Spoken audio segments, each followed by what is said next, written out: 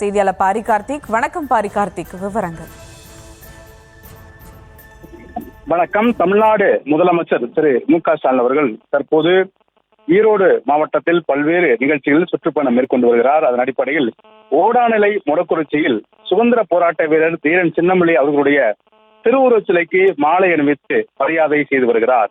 தீரன் சின்னமலையினுடைய தியாகத்தை போற்றும் வகையில் தமிழ்நாடு அரசு ஒவ்வொரு வருடமும் அவரது பிறந்தநாளை தமிழ்நாடு அரசுடைய அரசு விழாவாக கொண்டாடி வருகிறது.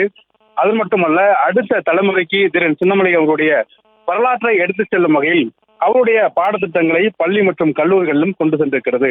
பிரிட்டிஷ் ஏகாதிபத்தியத்துக்கு எதிராக வீர மறவர்கள் தமிழகத்தில் போர் புரிந்து தங்கள் இன்னுயிரை இழந்தார்கள். அதன் அடிப்படையிலே மேற்கு மண்டலத்தில் தளபதியாக விளங்கிய தீரன் சின்னமலை அவர்களுடைய தியாகத்தை போற்றும் வகையில் தமிழ்நாடு அரசின் சார்பில் மணிமண்டபங்களும் அமைக்கப்பட்டு தற்போது அவருடைய திருவுருவச் சிலைக்கு முதலமைச்சர்கள் மாலை அணிவித்து மரியாதை செய்து வருகிறார்.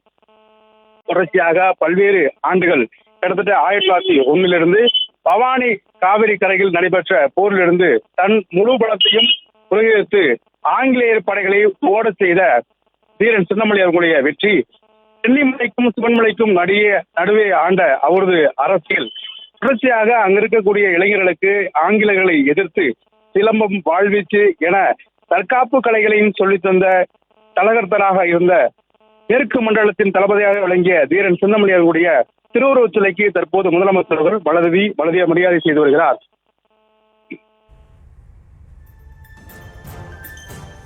விவரங்களுக்கு நன்றி பாரி கார்த்திக்.